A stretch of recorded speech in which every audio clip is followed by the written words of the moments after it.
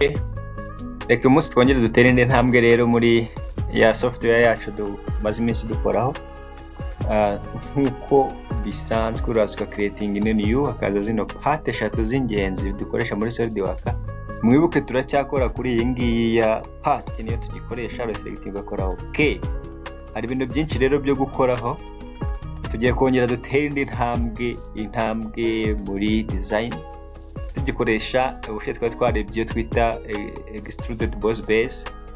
Uza kureba muri features ukaza ukayikoresha like this. Giye kuyikoraho nanone mu yindi shape mu bundi buryo butandukanye. Uraza klikaho ukaza tumaze iminsi dukoresha ino front plane. Ni gihe dushushanyije object tuyihagaze imbere in the front of our object. Then you click OK. You come in the sketch and you choose what you are going to use as a tool. Like you can choose a line today. We must twongera dukoreshe line. For example, this is a line. Always we start from the origin. Buri gihe duheramwe ahangaha muri origin.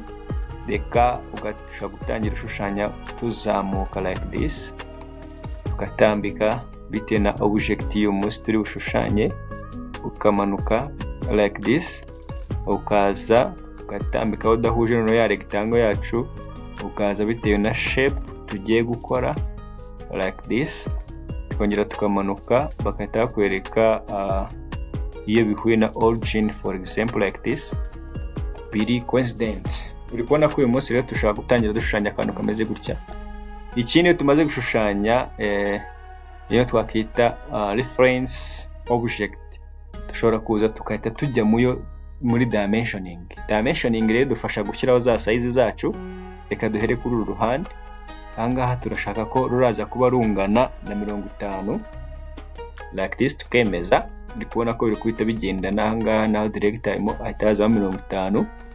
Then hano dukeneye kumenya ni overall width yose turaza kuba dufite 100 like this. Uri kubona ko hano habaye 100, hano habaye 50. Ikindi tugiye gukoraho ni ukuza tukumentioninga ino dimension y'ahangaha.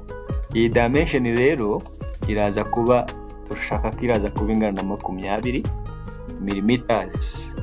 Even igomba kuba ingana na hano naho turashyiramo 20 like this. Uri kubona ko ya object yacu irongeye isubiye kuri form. Then indi distance tugomba kumenya turashaka ko hano haza kuba hareshya nakangahe. Sibye ko ubwo ushaka kumenya ino distance isigaye hanga ko turafata 50 dukuremo ino distance hano kugira ngo tubone isigara hano ntago turi buhatandukanye na 20 like this. Naho turashaka ko haraza kuba hangana na 20 like this. Bikona ko dimension zacu rero zirarangiye zo dushobora gukora. Harabura ya indi twita extruded depth. Ari uza kaza muri features ugakora Extruded Boss base like this. Then bakakubaza ya depth. Ya depth yacu rero turaza kuba dufite naho like 50 gutya. Ubundi twemeze this one. This is the object of today. Iyi niyo object twashaka gushushanya dukoresheje Extruded Boss base. If you place on control and the +7 is known as isometric view. Dushaka selectinga turi kureba icyo twita ama plane yacu cyangwa ama views. Dushaka kureba ino top dushaka kuyikirikaho cyangwa ukaza ukajyamo ahanga twita muri view orientation. Ukaza ugashireba nimba ushaka kureba top ugakirikaho bazakuzanira top tuzabona ino rectangle. Nimba ushaka kureba can switch off the Wi-Fi like this light. Waba ushaka kureba front yacu izaza imeze gutya dore ngi bahita bitubwira. Then waba ushaka kureba right side is like this, izaba imeze gutya. Then ukareba wareba view zose uko zimeze when you hold control and the 7 it can origin like isometric view. Have the x-axis, z-axis and the y-axis. Alright, this is our image. Don't forget to apply appearances like colors here, and you select the way you want and the image you wanted to change. This is, you can change, you can apply different colors like this, even black, even this one, even this one, even this one. Okay, ndikubona ko ushaka gusettinga ibara ushaka bitewe n'icyo na design yawe ugiye gukoresha. Now we can use this one today. Don't forget to put the fillet like this by selecting all object and apply the fillet by 2 or 1. You can check if your fillet is correct like this. You see, this is our object like this here today. If you press on the control 7 is isometric. Urikubona ko object yacu uyu munsi imeze nka table. It's like table. Uko kuri SolidWorks yacu dushobora kubikoresha mu bintu byinshi, muri design nyinshi zitandukanye.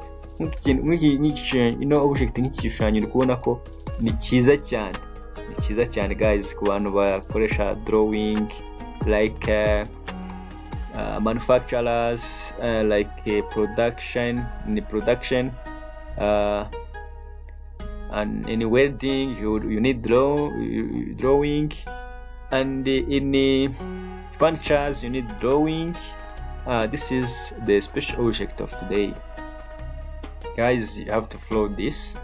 After to put the fillet, you can also measure the weight. You can apply the difference. Also, you can here put the design, different design, and you can change the color of here is different from this. Also, ushobora kubitandukanya byose. Nimba ari ikintu dukeneye rero, dukeneye kwita ku kintu twita design. Design kuko buri mushinga wari wose uhera muri design. Iyo umaze kuwutekereza ujya kudevelopa design yawo, warangiza kudevelopa muri design ukabona kujya gushaka gukora implementation. Nk'ubu ngubu ahangaha dimension zose mba zifite, like uje ukakora sketch like this, urabona ko tuza tugasubira kuri ya object yacu, dimension ukazireba, nimba ari urubaho ugiye gukata, nimba ari icyuma ugiye gukata, za dimension zikaba zigaragara ziri specified neza. Twarangiza tukaza tugakora icyo twita exist sketch, tukagaruka muri ya object yacu. Ushaka no kuyihindura ushobora kuyeditinga bitewe na size zawe ushaka. Alright, hano hantu rero hari ikindi kintu ushobora kongeraho, za support ya table yacu zaba iteretseho here like this.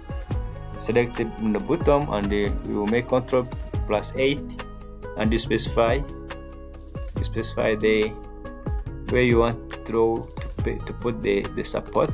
But today we can use a cycle, for example, like this. I want to put the support of a cycle like this, and the second one here.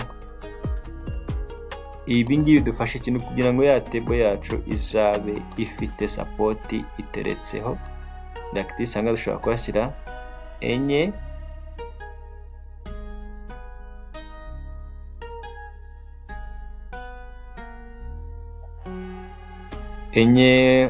hanga ushobora kuza ugashyiraho enye like this. Nanga dushobora kuza tukashyira izindi enye kugira ngo izabe iri supported, ya object yacu ihagaze neza like this. Even here like this. SolidWorks yacu iroroshye ku ba users, kushaka kuyiga bwa mbere iroroshye cyane rwose. Tuvuge ko tuza tugakora icyo twita dimensioning. For example, this I wanted to put 2. I can change also. I fix 3. Okay, 3 is enough. Ikindi ahangaha kurikira urebe uburyo ushobora kuhita unganyisha zino support zacu. ku buryo bungana, utiriwe ugenda udamentioninga kamwe kamwe. Ushaka kuza ukayiselectingaho, ukakanda control ugaselectinga za zindi zose ushaka ko zingana nayo, like this. Even this one here zose tukazikorera selection. Twamara kuzikorera selection, ukahita uza hano ugakanda kuri equal. Zose uri kubona ko za cycle zacu zose zisa zingana na gatatu, ubundi tukahita dukora okay, tukemeza. Now icyo tugiye gukora ni iki rero, nuko dushobora kuza like this. Tugiye guspecifying a distance izaba iri hagati kuva muri center ugera kuri ngindi. Ushaka ko zaba harimo 10 like this, and ariko kuva tugaspecifyinga no kuba twava ngaha tukagera muri ya center nubwo harimo 10, wenda tukashaka kugabanyira size ikazaba ifite like 3 like this. Do you see? This is very clear and correct. Also you can set this one like this. Anga turashaka ko hazaba harimo ya kabiri yacu like this. Even this one and this one you can put it to like this. Tukazana hano hasi tukaza tugashyiramo ya distance yacu ingana ni 10 like this. Then twavuze ko ahangaha kuva akagera hano turaza kuba dufitemo gatatu like this. And here from top bottom to the center of the circle is a 2. Have a 2 like this. Even here you have a 2. We have a 2 like this. Hano rero ndumva bihagije. Tukajya kuri rwa ruhande rwacu rundi, narwo dimension ziraza kuba ari same. This is 10. Okay, this is like we have 3 kugira ngo bizabe bimeze neza. And here we have a 2. From here to the center we have a 2 like this. And here to here we have a 2. And bottom the shapes are down. From here to here is a 10 like this, guys. You have to follow. And from here to here is a also we have a 3. And from here to here is a 2 like this. And from here to here is a 2 like this. Don't forget, now we are going to make the excluded this support like this by selecting extrude, and they ask us to how many the depth you are going to extrude your support. For example, like this. Actually, we try to minimize by this depth by 2, and we check where our support is. Do you see? Kwa ngo ngubu tuba twazikoze gutya ku buryo ya table yacu zabiteretse neza hasi ariko ifite na support. Let me change here. Maybe we can set is 1. Do you say 1? It's fresh. And we confirm this is how our image should look like after day like this. This is our image, but you have to apply another appearance, like changing the bottom and the supports like wood with the things like this, and we press OK. And we make Ctrl+7 like this. This is our image, and if you take it down, there is a support by its own color. Okay, today this is enough, and thank you for your time for watching. Don't forget to subscribe to this channel in order to see more videos. I try to increase this, and I continue to work on another softwares like the portal in the automation, like a factory IO, like embedded system, just to have a big job. Dufite akazi kenshi ko gukora izindi videos kugira ngo natwe tujye tubasha kugira abo sharing this stuffs. Rero, thank you so much. See you next, guys.